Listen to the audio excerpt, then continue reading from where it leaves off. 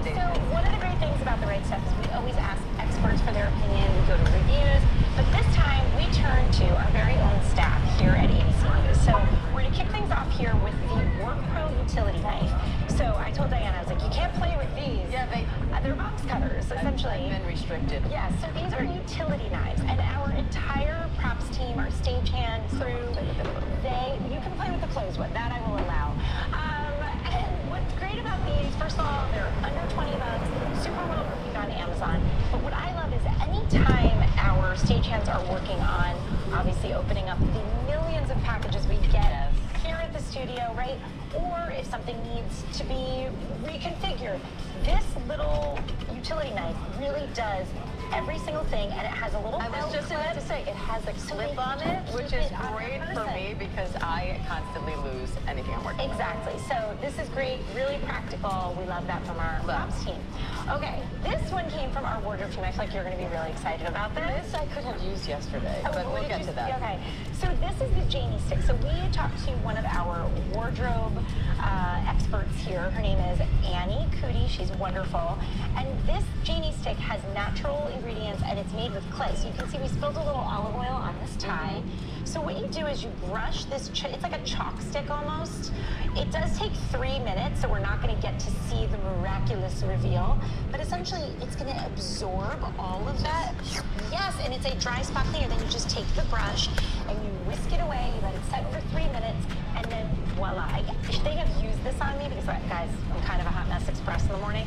And I bought it because we have an upholstered little banquet, and I have 3 kids. And it's $300 to get that professional clean. Yeah, this is only $10. You guys do the math. This is brilliant. I caught a glimpse of this from the other studio yesterday. I wore a white suit, and I had little makeup smudges all over it because I am also on the Hot Mess Express. 100% could have used this. It's amazing, especially for grease and oil. And then finally, who is more stressed out than the wonderful, brilliant producers here at ABC News Live? And so what they love to de-stress and just get those good vibes are these needles. Yes, Diane, get in there. Look at gorgeous Kate over there.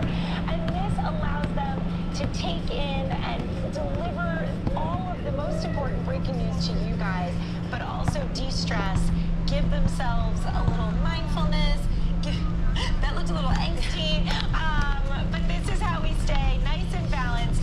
So we love these recommendations from them. We always love recommendations from you guys as well. This is so great for kids too. Usually what I'll do is I'll buy a bunch of these, and then when my children forget to tell me there's a birthday party or surprise, that's a great idea. This is something everyone will love. So Also, happy birthday to us. If you have a calm down corner at home, these are also great for that. I want a calm down corner. And you know what I would love in my calm down corner? Some cupcakes.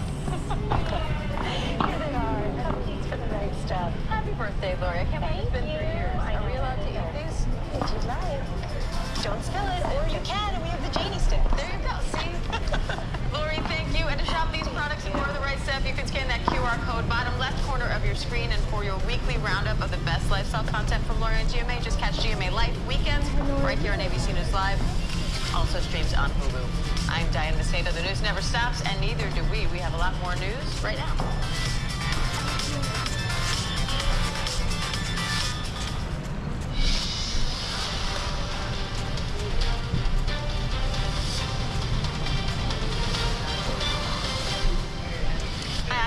Let's get right to our top story. Sean Diddy Combs is in court right now for sentencing on 2 transportation for prostitution charges. Prosecutors are pushing for at least 11 years in prison, while the defense wants him out by the end of the year. Now, in a letter to the judge, Combs says he's been reborn and is asking for a second chance, and we are now hearing from the judge. Let's bring in ABC's Rena Roy outside the courthouse, along with ABC legal contributor Brian Buckmeyer for more. Rena, what's the latest from court? Well, Diane, prosecutors are getting a chance to speak right now, and as you pointed out, they are asking the judge to impose that harsh sentence of more than 11 years. They are arguing that Combs did horrible things to his ex-girlfriend, Cassie Ventura, and to a woman who testified in this trial under the pseudonym Jane. And they are arguing that this case is not just about transportation for prostitution, which the jury found him guilty of, but also about violence. And they are questioning Combs' sincerity in the letter that he wrote to the judge last night, saying that he has accepted responsibility for his his actions. They say he's downplayed his violence and really has only owned it when it benefits him, and that his behavior is something that the public should.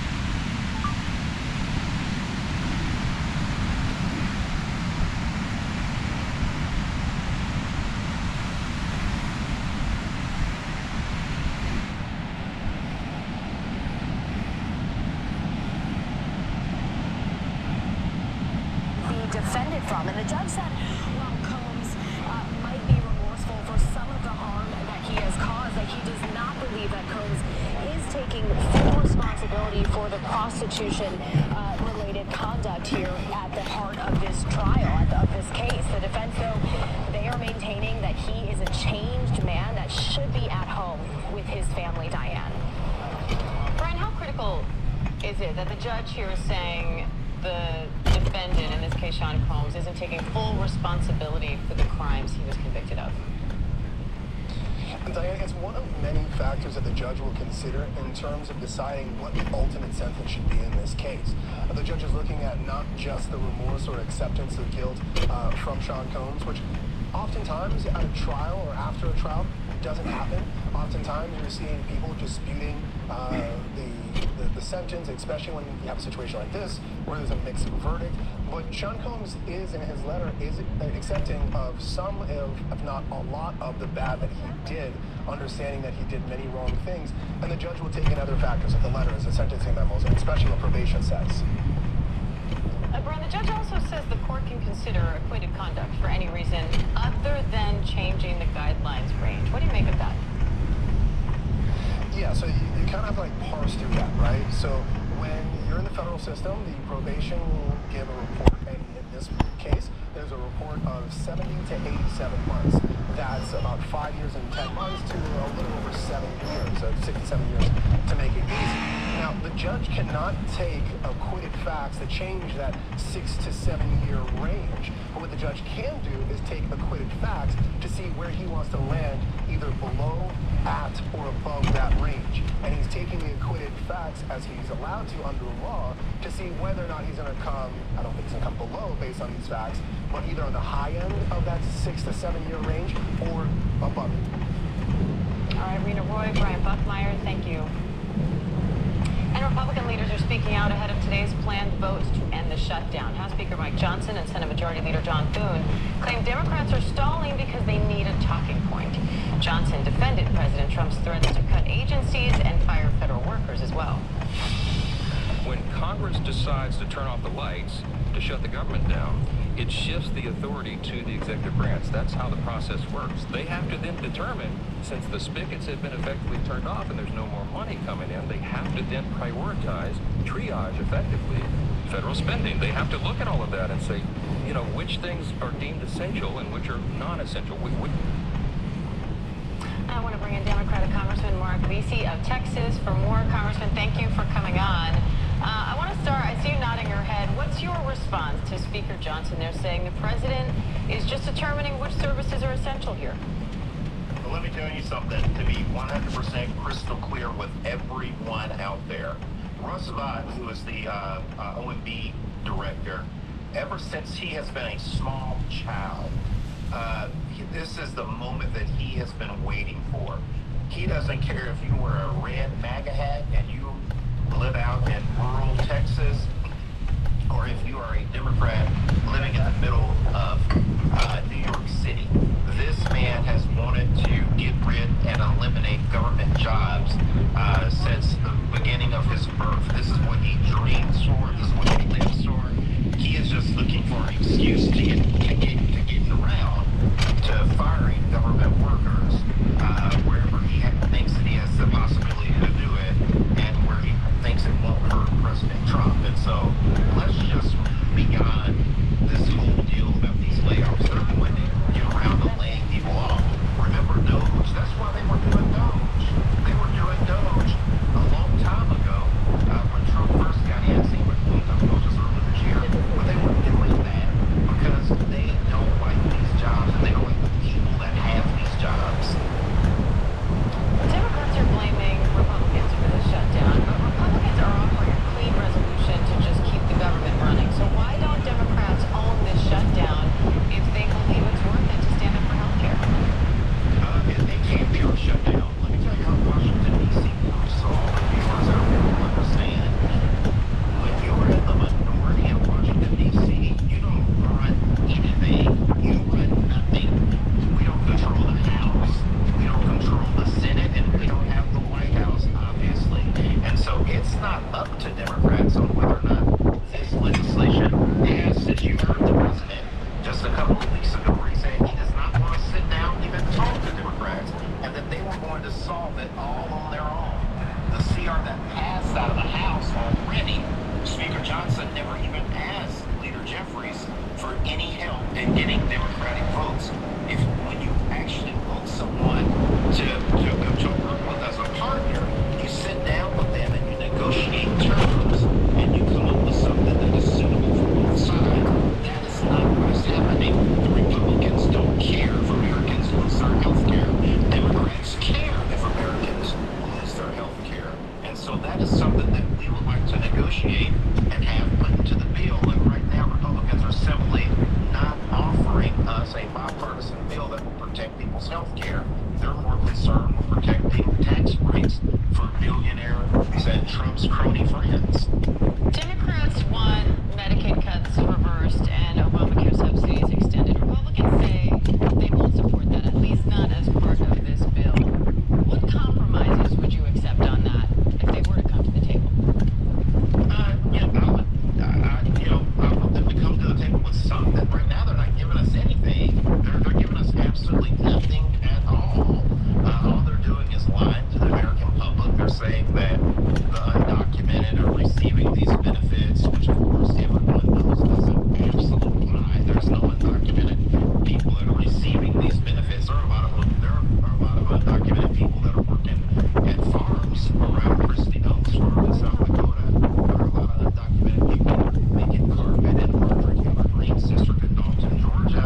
There are a lot of undocumented workers pumping oil in the Permian Basin right now, but there are no undocumented workers that are receiving any of these benefits. And this bill and the negotiations that we are trying to get into the bill would not provide any benefits to undocumented workers. And so they're dealing with the American public and with us with lies. And it's hard to get anywhere if you're going to deal in tails and flat out lies. Congressman, earlier I spoke with a TSA agent and union leader in Texas. He says he's upset with both parties and feels like he and his colleagues are being used as political pawns. I want to play you some of what he told me. Then you can sit down at the table just like you would at any, you have those family members you can't get along with, and stop politicizing everything and start working for the people. We elected you to go to Congress to address these issues, and if they can't do the job, it might be time we start electing other people who will. What's your response to that? I agree with them. I think that Republicans should sit down and talk with Democrats. You cannot negotiate with anyone if someone says we're not going to give you anything that you want. That's not a negotiation. That is how you do things in communist China, and that is how you do things in Putin's communist Russia, but that is not how you do things and when you are negotiating with people in America. That's not how it works. And so in the U.S. House of Representatives, when you negotiate and you have the majority, you actually offer things to the minority that would be of value to them. Right now, we are being offered nothing of value. So he's absolutely right. The people that are in charge of these negotiations, which are Republicans, should actually offer Democrats something of value, something that we can work with, that we feel would make the bill worthy of support. Right now, they're simply not doing that. And you don't see Democrats coming to the table themselves and presenting something other than what Republicans have already rejected. We're trying everything, anything and everything to get them to come along. Healthcare is the most important thing to us right now with the Trump tariff taxes that are happening, with the jobs numbers that we're seeing. People's healthcare, being able to afford healthcare, is making more important than ever. And so we want to see something on healthcare, and they simply won't offer that. So Congressman, my question is, you're saying they won't offer it. Can Democrats, you're saying they won't offer it. Sorry to interrupt, I'm short on time. Yeah. You're saying they won't offer it. Can Democrats come together and come up with a new plan, being that Republicans have said this is a non-starter, and bring that to the table rather than waiting for Republicans to offer? Do you see that as a possible way out of this? We absolutely have a whole list of things that we would like to see as it relates to health care. And they are simply saying no. They're saying no, no, no. They're not going to work with us on this. They're saying that they would like to work with us, but when you sit down at the negotiating table with them, they're just offering nothing in return, and they're in charge. Again, when you're the majority, you're ultimately in charge of all the negotiations. You're not in charge of anything here when you're in the minority. You react to things. All right, Congressman Mark Vesey of Texas, we appreciate your time today, sir. Thank you. Thank you. And some Department of Education employees say they're worried the end is near for the agency. Furloughed workers tell ABC News the government shutdown will have a major impact on the education system. And keep in mind, the agency's already been decimated twice this year. Now, one worker tells us they're afraid the administration will dismantle the department through the shutdown, and that ultimately it will hurt the public and the students they're supposed to serve. ABC's Alex Brachet is here with more on that. So, Alex, what are you hearing from the Education Department?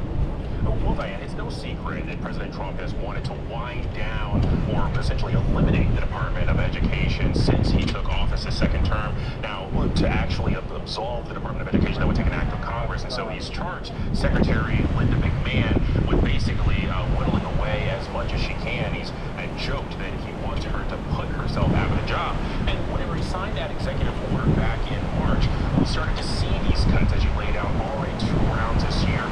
By the summer, roughly 80% of that department had either been cut or furloughed, but after the shutdown took effect, that number jumped to nearly 90%. We're talking about those comments by the president in recent weeks leading up to the shutdown, also by OMB Director Russ Vaught, who said that some of these shutdown furloughs could become permanent. Well, the Education Department is one of those places that could potentially be targeted by the administration.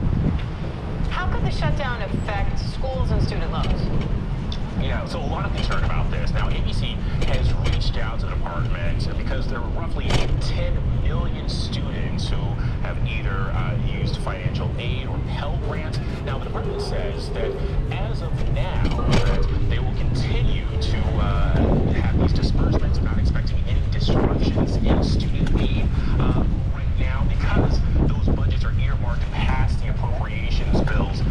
But if this shutdown continues, Diane, that is when some of the concern starts to rise. And there are some essential components of student aid, like FAFSA, that are expected to continue. But let's say there is a breakdown in the FAFSA website, and the shutdown is continuing on into subsequent weeks. Well, it's not certain that that's something that can be rectified, and that could actually impact borrowers.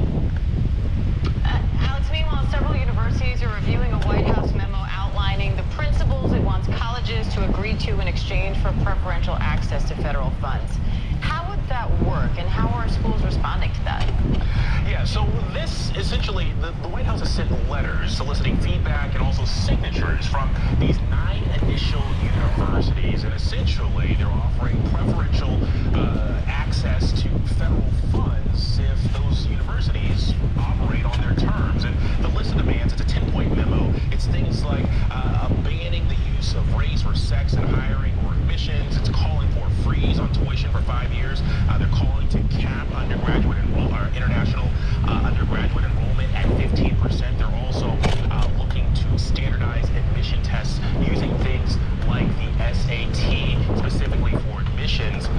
And thus far, from the group of universities that this letter has been sent to, many have told us that they are reviewing it. I will say UT Austin is one of those schools. They said that they are looking forward and enthusiastic about this review process, but as of now, all those universities have either told us that they're reviewing it or they have yet to comment. All right, Alex Brochet, thank you. And we have breaking news out of Illinois. Federal agents and demonstrators are clashing outside an ICE facility near Chicago. Some protesters appear to be getting detained. The clash started shortly after the Department of Homeland Security Secretary Kristi Noem and Border Patrol Commander Greg Bovino were seen on the facility's roof with armed agents and a production crew. Mayor Kawash from our Chicago station WLS is in Broadview with the latest. Diane, continue to see some tense moments here, and a lot of protesters, probably a couple hundred protesters out here. I'll step out and show you what we're looking at. As you can see, the federal presence and the local presence of Broadview police officers. Now, today we have seen Illinois State Police kind of come on the scene, make sure that this crowd is all calm. Now, in the past, we've seen some of the contention start when federal vehicles try to leave and enter this Broadview ICE facility, and that's when the protesters in recent weeks have kind of gotten in the way and stayed on the road in front of them. Today, Illinois State Police and these federal agents, as well as Broadview Police, are just not letting that happen. They're keeping protesters onto the grass, and they have really a zero-tolerance policy. We've already seen a few people detained for getting too close to the federal agents or not following directions of staying off the street. Now, the key there is Illinois State Police being involved. Illinois Governor J.B. Pritzker has spoken out recently saying he does not want state resources going to help this federal operation, but today we are seeing these Illinois State Police officers kind of help not only with these arrests, but manage this crowd and make sure nothing gets out of hand. We haven't seen any chemical agents like we saw in recent weeks with tear gas and pepper bullets. To this point this morning and this afternoon, we have not seen that develop, but we know that these crowds are very tense. There are some dueling protesters, and some of them in support of the Trump administration, saying this is what Illinois needs right now. And of course, the majority of the crowd here saying they want transparency from the Trump administration. They want to know what the conditions are like inside this Broadview facility. Continue to come out. That front, we're seeing a much different federal presence and state presence with Illinois State Police kind of managing this crowd and making sure nothing gets out of hand, Diane. All right, Mayor Kawash, thank you.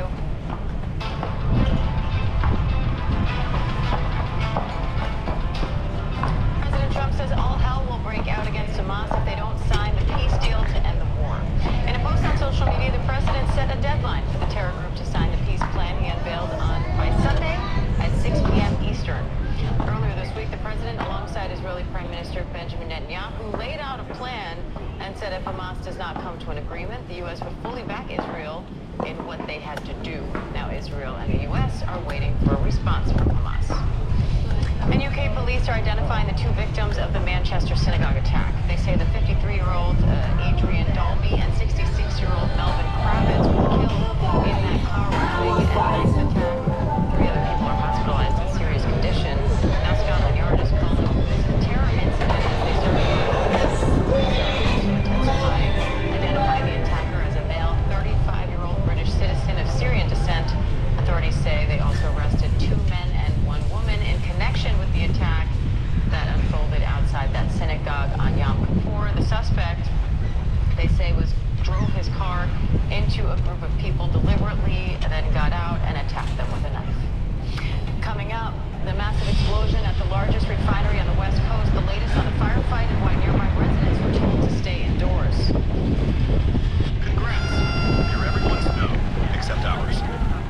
started with self today. Grip, stability, precision. That's the essence of driving. Often. The American dream starts with purpose.